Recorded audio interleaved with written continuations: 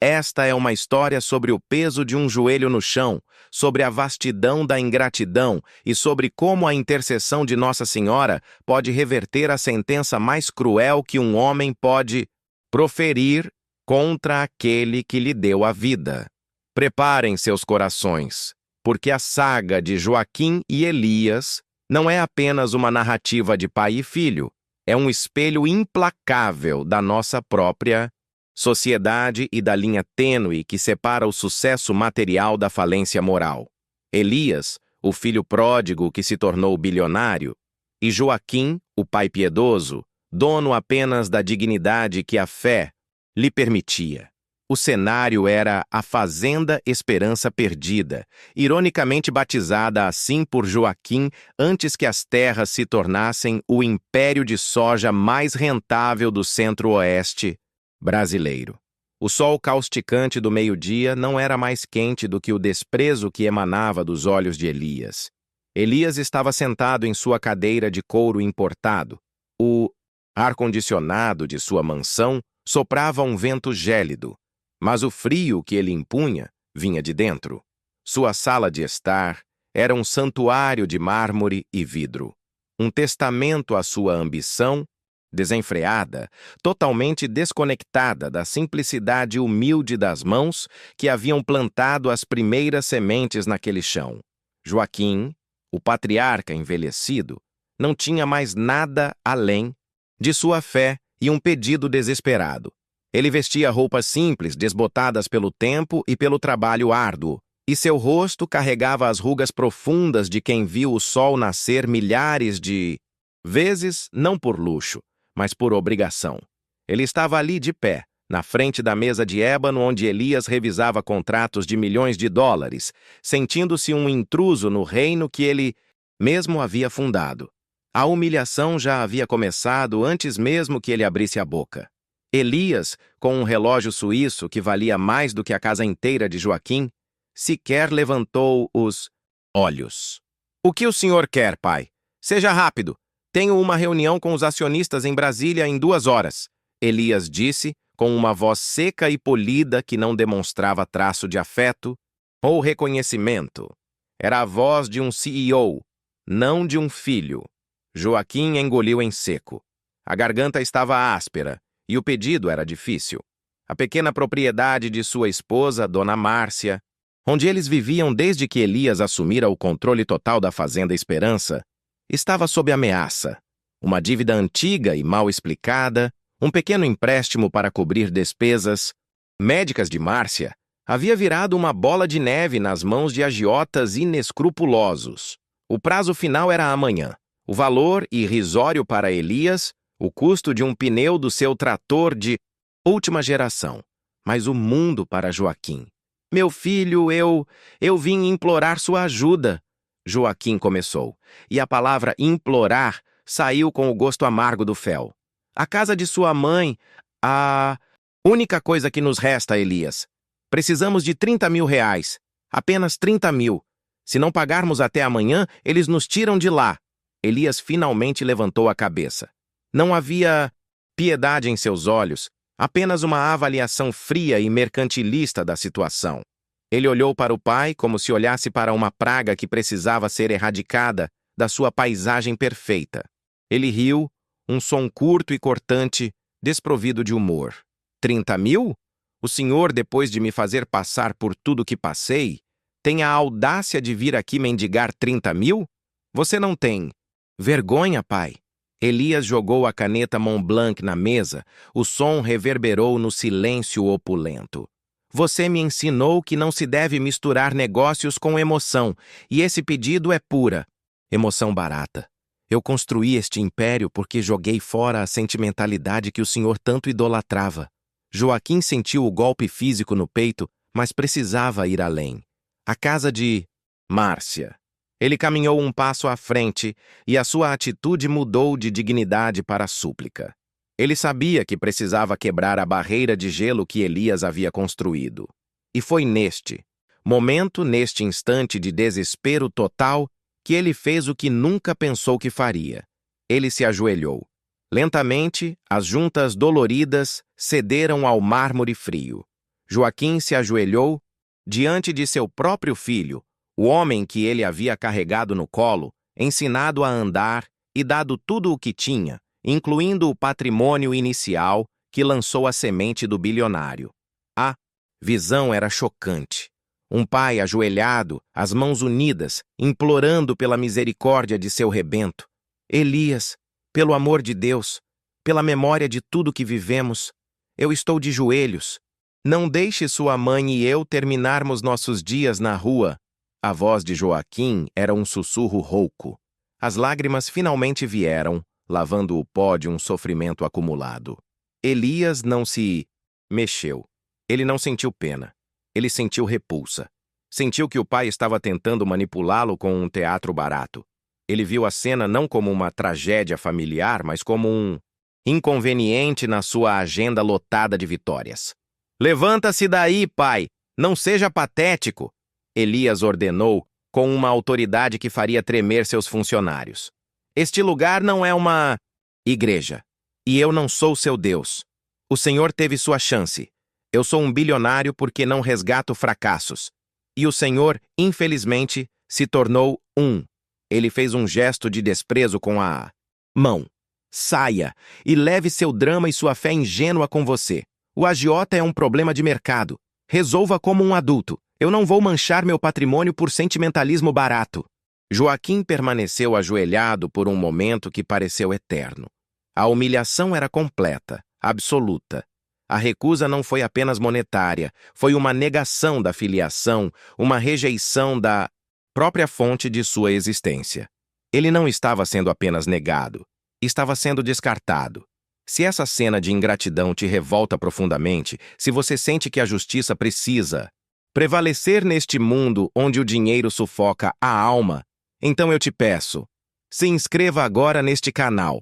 Nós precisamos construir uma comunidade de pessoas que acreditam que a justiça divina é o único caminho contra a arrogância humana.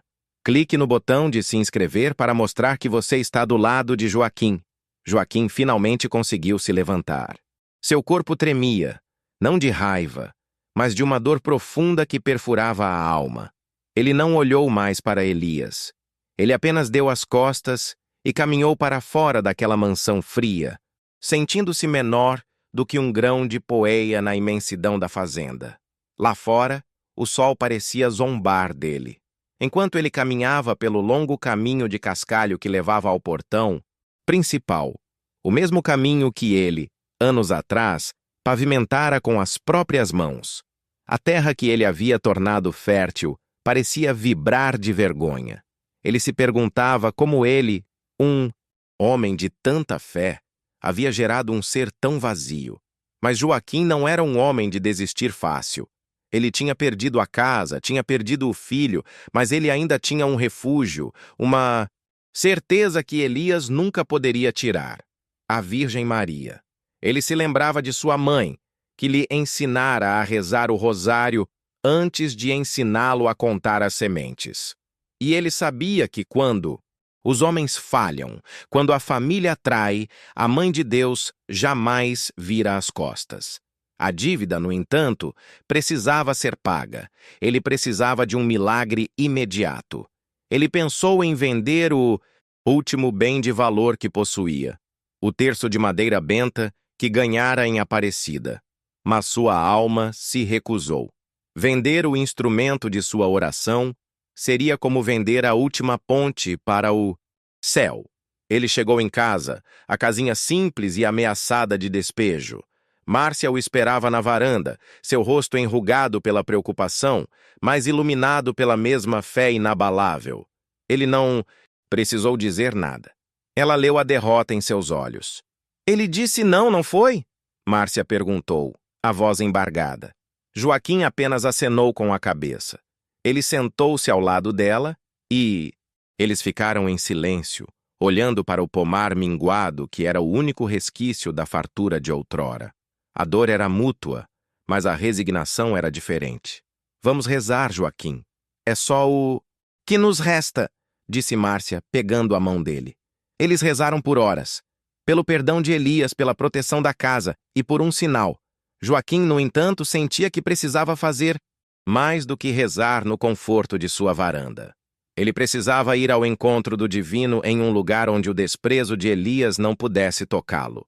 Ele se lembrou da pequena capela abandonada que ficava no limite da fazenda Esperança Perdida, no ponto mais alto das terras. Era ali que ele e Márcia haviam se casado, e era ali que ele havia construído um pequeno nicho para a imagem de Nossa Senhora de Fátima. Elias havia proibido qualquer manutenção no local, deixando-o ruir, como um símbolo do seu desprezo por tudo o que era sagrado. Joaquim pegou seu cajado e sua garrafa de água. Ele disse a Márcia que voltaria antes do anoitecer. Ele precisava daquela caminhada, daquela penitência física para limpar a sujeira da humilhação que Elias lhe impôs. Se você acredita que a fé move montanhas, que a oração é a última e mais poderosa arma contra a injustiça e a crueldade, então clique no botão de se inscrever neste momento. Inscreva-se e reforce nosso exército de esperança.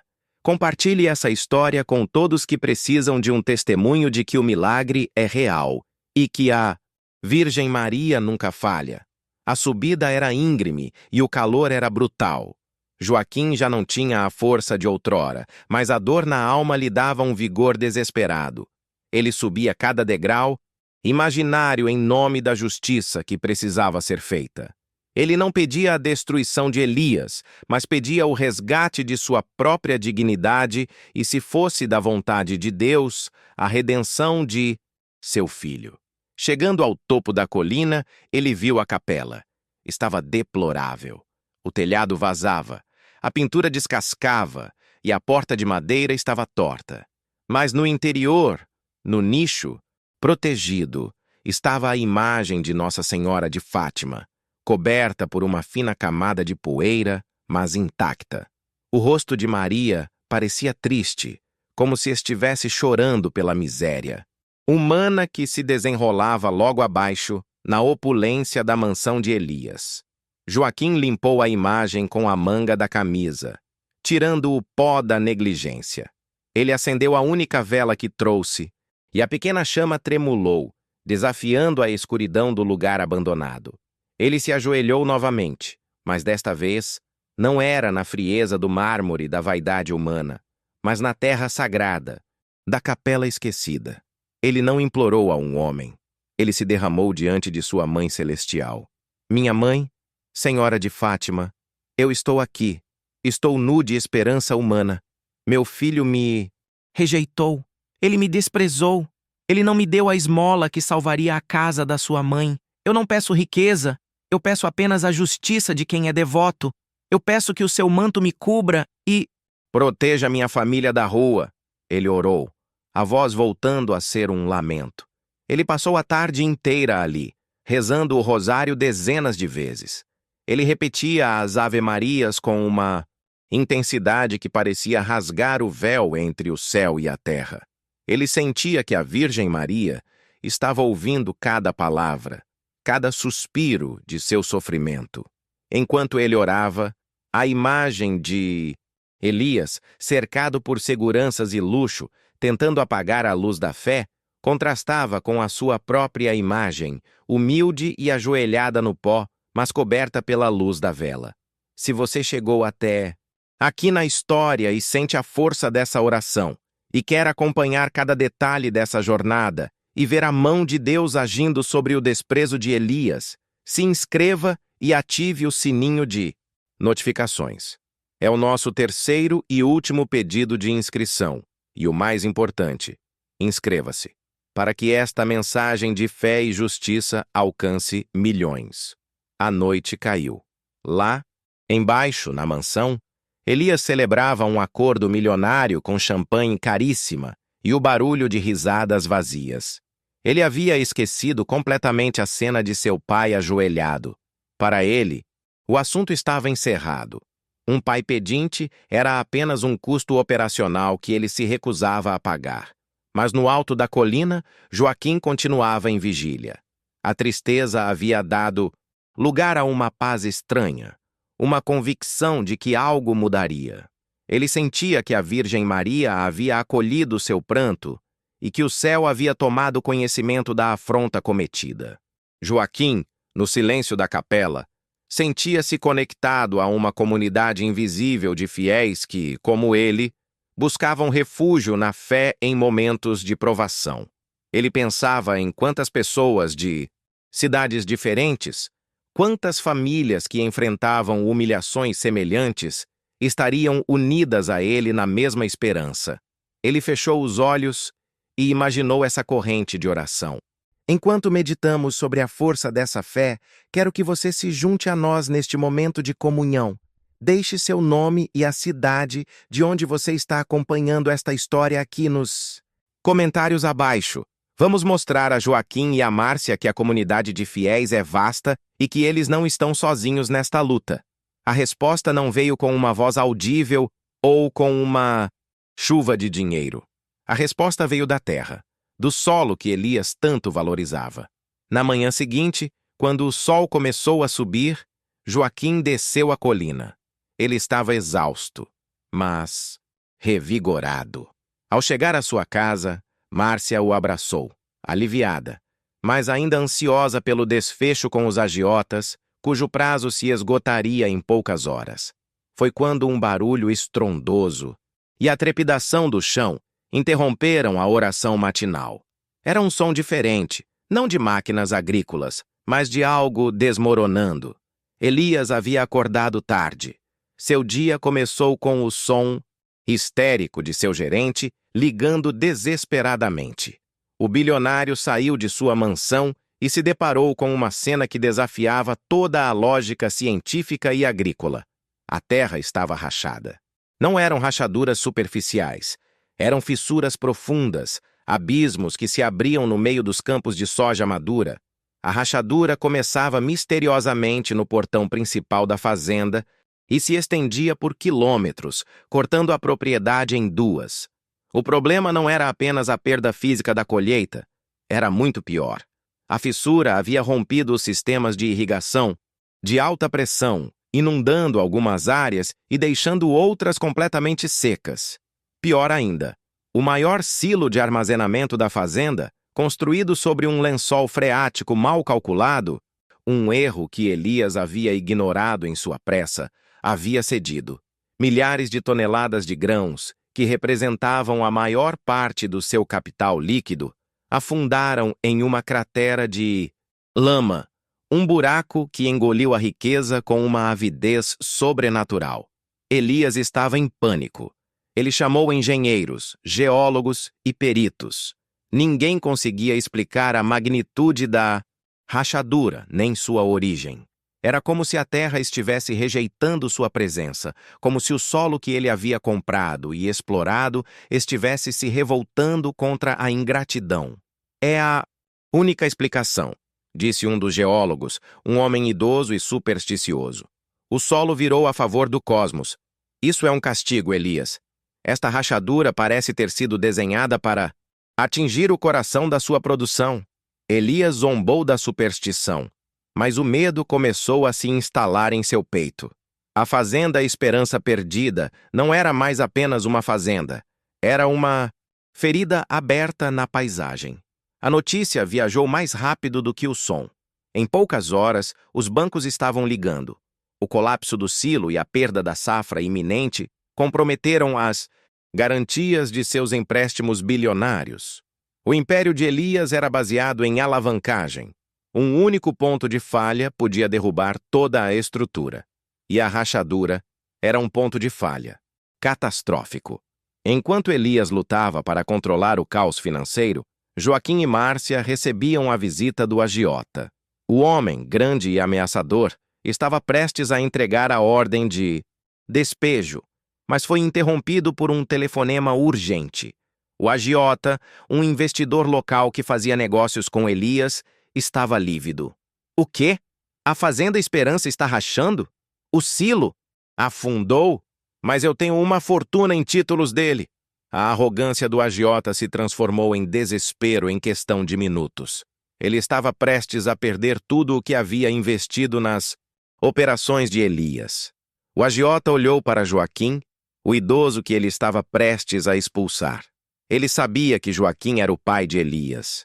E no desespero de salvar seus próprios investimentos, ele teve uma ideia maluca: usar Joaquim como ponte para tentar recuperar algo do bilionário em colapso.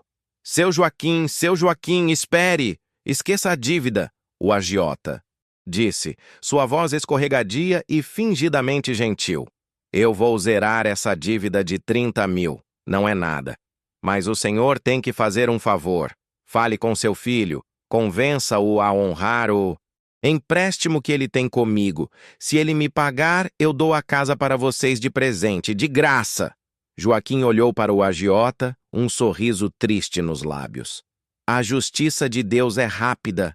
Meu amigo, a casa está salva, não por Elias, mas por algo muito maior que o dinheiro dele. A dívida de Márcia, o valor que Elias havia desprezado, foi apagada pela ganância e pelo pânico de terceiros, uma consequência direta do início da queda do império. O milagre começou pequeno, salvando a casa, antes de se expandir para o castigo merecido. Nos dias que se seguiram, a situação de Elias piorou exponencialmente. As rachaduras se espalharam. Chuvas torrenciais, incomuns para a época, atingiram apenas a área da Fazenda Esperança, transformando os campos restantes em lamaçal. A natureza, de alguma forma, havia se tornado uma arma de justiça. Elias tentava resolver tudo com dinheiro, mas desta vez, o dinheiro não comprava solução, apenas adiamento. Ele viu seus sócios o abandonarem, seus bens serem congelados pelos bancos e o valor de sua empresa despencar no mercado. A humilhação de Elias era, agora pública.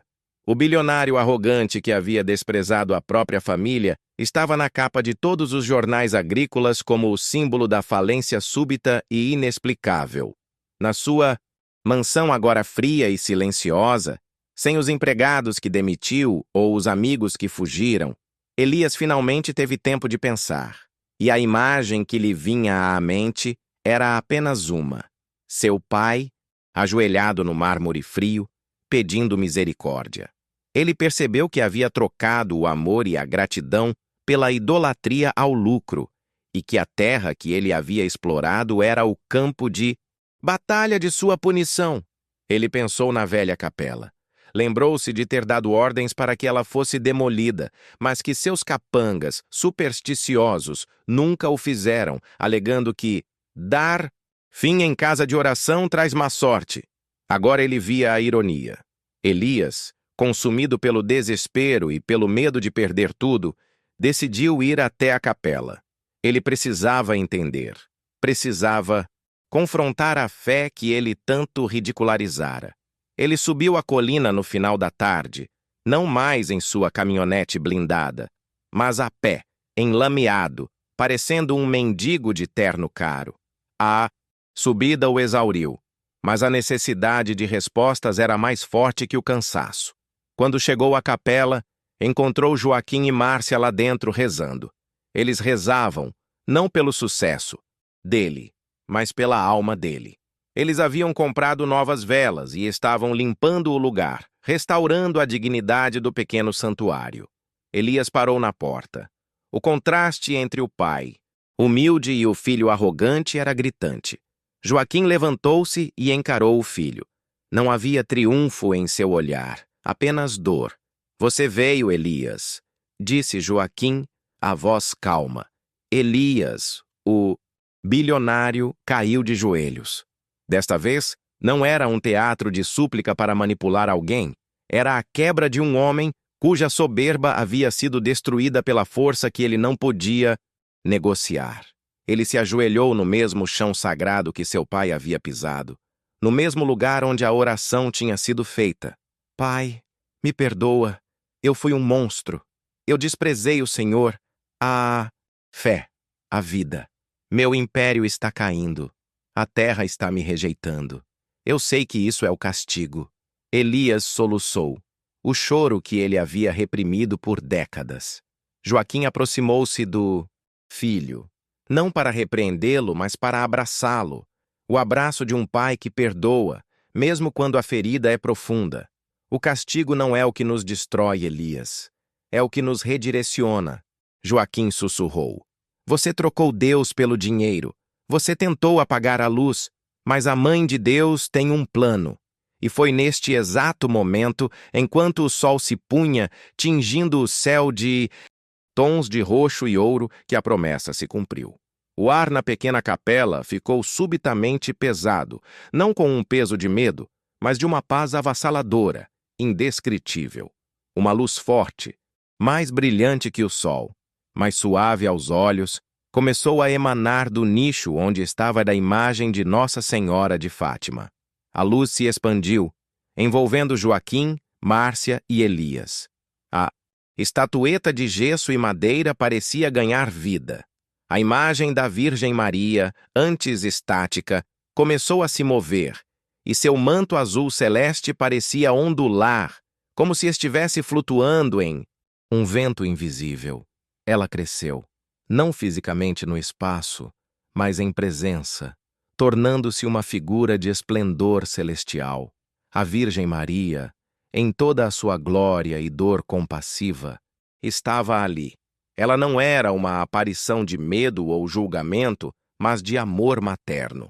Seu rosto era de uma beleza que doía na alma, e seus olhos, cheios de lágrimas de cristal, fixaram-se primeiro em Joaquim, o fiel, e depois em Elias, o pecador arrependido. A voz de Maria não era um trovão, mas uma melodia que ressoava diretamente no coração de cada um. Ela falava em português, a língua de fé daquele povo sofrido, mas com uma doçura que vinha do céu.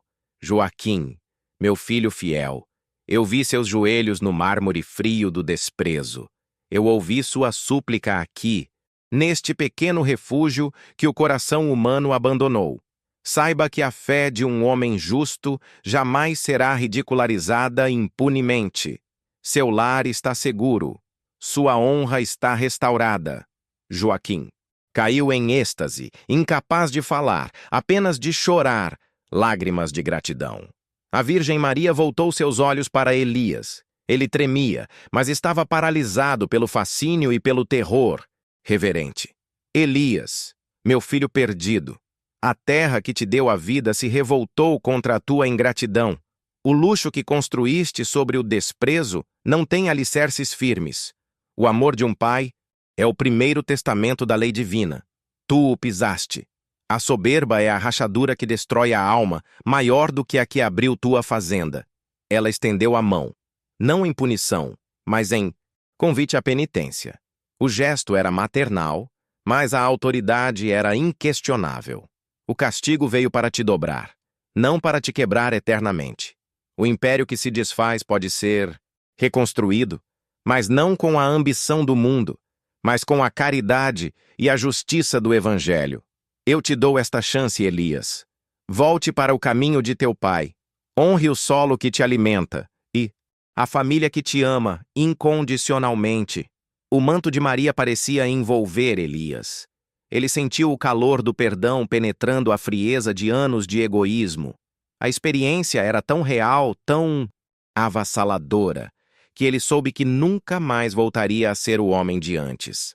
Minha mãe, Elias conseguiu murmurar, o peso do bilhão sumindo em sua voz, substituído pela fragilidade de um menino assustado. O que devo fazer? A Virgem Maria sorriu, e o brilho daquele sorriso era a promessa de redenção. Honre teu pai, Elias. Repare o que foi quebrado. O solo se curará quando o teu coração se curar. O dinheiro não te fará salvo, apenas a humildade e a caridade. Lentamente, a luz começou a diminuir. A figura de Maria retornou à estatueta, mas o ar da capela permaneceu purificado, santificado pela presença divina. Joaquim, Márcia e Elias ficaram ali, prostrados, absorvendo a magnitude do milagre. Quando eles finalmente saíram, o céu estava escuro, mas a lua cheia iluminava o caminho. Elias, ao olhar para a fazenda, notou algo estranho. A enorme rachadura que havia sido um abismo intransponível Parecia ter diminuído sua fúria. Não estava fechada, mas as bordas estavam mais suaves, como uma ferida começando a cicatrizar. A redenção de Elias não foi instantânea, mas foi definitiva. Ele perdeu a maior parte de sua riqueza, mas manteve o suficiente para viver com dignidade. Ele vendeu a mansão, pagou suas dívidas restantes e, o mais importante, ele se mudou para a casa simples de Márcia e Joaquim. Ele passou a trabalhar ao lado do pai, não como o CEO, mas como o filho que aprende a plantar e a valorizar cada centavo. Elias entendeu que a verdadeira riqueza não estava nas commodities que ele vendia, mas no amor que ele havia rejeitado.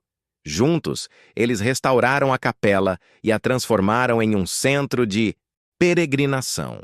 Elias usou o restante de seu capital para criar uma fundação que ajudava pequenos agricultores em dificuldades, em memória da humilhação que seu pai havia sofrido. O grande império financeiro de Elias foi reduzido a uma fazenda de tamanho médio, mas o solo, com o tempo, voltou a ser produtivo. A rachadura nunca desapareceu totalmente. Permaneceu como uma cicatriz na terra, um lembrete físico e eterno do dia em que a arrogância humana foi confrontada pela justiça divina e pela intercessão amorosa da Virgem Maria. E a lição foi clara. O amor de Deus e de sua mãe é o único alicerce que o dinheiro jamais poderá comprar ou destruir. A verdadeira riqueza está em se ajoelhar diante da fé, e não diante do orgulho.